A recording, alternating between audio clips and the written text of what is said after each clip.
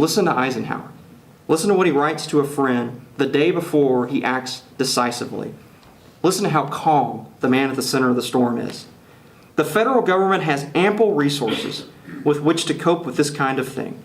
The great need is to act calmly, deliberately, and give every offender opportunity to cease his defiance of federal law and to peaceably obey the proper orders of the federal court. He goes on to write that he had hoped to handle this situation in a way that prevented people like Faubus from, quote, being transformed into martyrs. So Eisenhower is trying desperately to avoid using force. He thinks it's a bad idea. He thinks it has to be a last resort. And yet, when all other options fail, Eisenhower does not hesitate. First of all, he federalizes the Arkansas National Guard. He then sends in the 101st Airborne Division, which has specific mob control capabilities. And within a few weeks of the 101st Airborne going into Little Rock, not only are the Little Rock Nine in the school, but the mobs have dispersed, the crisis has subsided, Sputnik happens, the nation turns its attention back to the Cold War, and Little Rock subsides into memory. But it should not be forgotten, because it was a hugely important moment in the civil rights movement. If integration had failed at Little Rock, it is hard to imagine where it could have succeeded, because other Southern governors would have simply defied the federal court and done exactly what Faubus did. But because Eisenhower acted decisively, and because he broke the back of the segregationists at Little Rock, a template had been set. Indeed, 5 years later, when John Kennedy decided to send troops into Ole Miss to break up a similar mob rule, he said to his staff, and I document this in the book, make sure this is the same executive order that Eisenhower used. Eisenhower had showed the way. You try all other options if possible, but when nothing else works, then you go to force, and you go to overwhelming force, which is exactly what Kennedy did in 1962. So, the Eisenhower record on civil rights is not bad. He desegregates the Capitol. He desegregates the military. He appoints important judges who will later give the key rulings in civil rights cases in the 60s. He appoints African Americans to high-level positions. He signs the first Civil Rights Act since Reconstruction. And he strikes arguably the most important blow for integration at Little Rock. Which raises the question, if this is all true, why does Eisenhower not get any credit in history? I think there's a couple of reasons for this. Number one, Eisenhower himself didn't seek credit. He was an inherently modest man who didn't believe in patting himself on the back. And frankly, Eisenhower believed that Little Rock was a failure, not a success. Eisenhower believed anytime a president has to send troops into a city to reestablish law and order, to preserve the primacy of federal law, that's not something you should be proud of. That's actually quite a shameful chapter. He viewed Little Rock as a very shameful chapter. If you go back and you read a speech that he gave to the nation on September 24th, 1957, announcing the troops going into Little Rock, you see that sense of sadness in Eisenhower, that this was not a proud moment for him. So he didn't like talking about it. And because he didn't talk about it, no one else talked about it. No one else gave him credit for it. Another reason is that many of the very people around Eisenhower on his staff also gave him very little credit. One of the things I wanted to avoid in this book is making it look like Eisenhower always got this issue right all the time, because he didn't. As I mentioned earlier, he journeyed quite a long ways on race. And one of the things I really wanted to do, to be honest to myself and honest with history, was wrestle with the accounts of so many other people who knew him.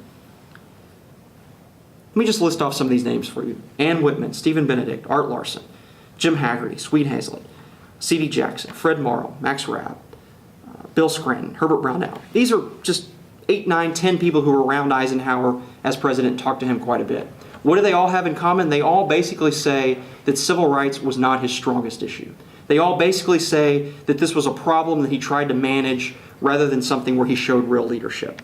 So rather than discount all of those people's accounts, I take a very different approach in the book. I don't argue that those accounts are inaccurate. I simply argue that those accounts are incomplete, because each of those people was with Eisenhower for a time. And again, my story is Eisenhower over time.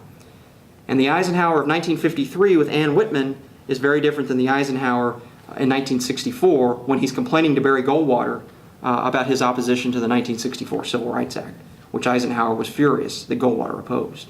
So Eisenhower grows and changes over time, and these accounts of various people who worked with him only factor in a brief period that they were with him. They don't tell the whole story, they tell a piece of the story. And so I try to present the whole Eisenhower.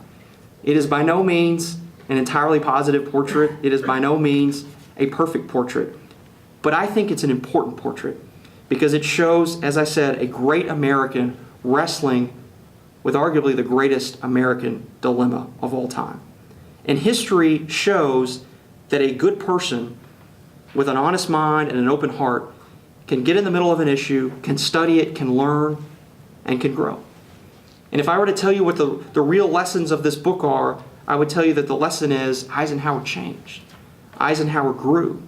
This is the story of a man who overcame himself. The metaphor on the cover of the book of a battle is not only a metaphor about what happened at Little Rock, it's a metaphor that applies to Eisenhower and his own heart.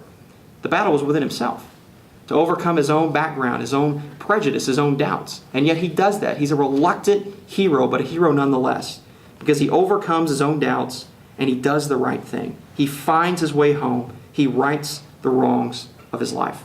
Now, my favorite moment in the book is when Fred Morrow, his African-American staffer in the White House, confronts him about some of his earlier comments about black troops when he was a young soldier. And Eisenhower stares at Fred Morrow for a very long time and says, "Isn't your father a minister?" And Fred Morrow says, "Yes, he is." And Eisenhower says, "Then you know about forgiveness." And that's the message of the book. That you can be part of the problem early in your life and be a huge part of the solution later on. That people can evolve and change and grow over time. So Ike's Final Battle is more than a story about Eisenhower. It's really a story about us. It's not just a story of equality, it's a story of redemption. Because all of us at some point in time have struggled to find our way home, to clear a path through the thicket of life. And we can all relate as we watch a great leader wrestle with a difficult issue and in the end get it right. So let me close with a few words about Eisenhower and leadership. Because I think Eisenhower is one of the greatest leaders this country has produced. What can we learn from him? What does he say to us today in our politics and in our current events? What would his management and leadership style look like today? I think there's a number of things that we can gather from Eisenhower, having watched him deal with the crisis of civil rights. First, we learn that leaders don't just do things right, they do the right thing. And the right thing, though often simple, is never easy. We learn that any politician can make a statement, but only a leader can make a difference. And a real difference often comes through actions, not words, over time, not overnight. We learn that in the stormy seas of life, steady must be the hand at the helm, calm must be the mind, and confident the demeanor. For the crew and sometimes even nature itself will respond to the captain. And we learn that the powerful chemistry of leadership is composed of the twin elements of courage and conviction. Courage makes conviction possible, and conviction gives courage its meaning. I think this is a tremendously important story in American history. I think this is a tremendously important man in American history. And what he did in the 1950s on civil rights is relevant today because there are so many challenges that we face in this country. There are so many challenges that we face in the world. And the same leadership style of organic change, of growing over time, of incremental progress, of step-by-step improvement, I think makes a lot of sense. And so I leave you to make your own judgment about Eisenhower and race. I've made mine. I've written the book. I hope I did it justice. And with that, I'm happy to take your questions.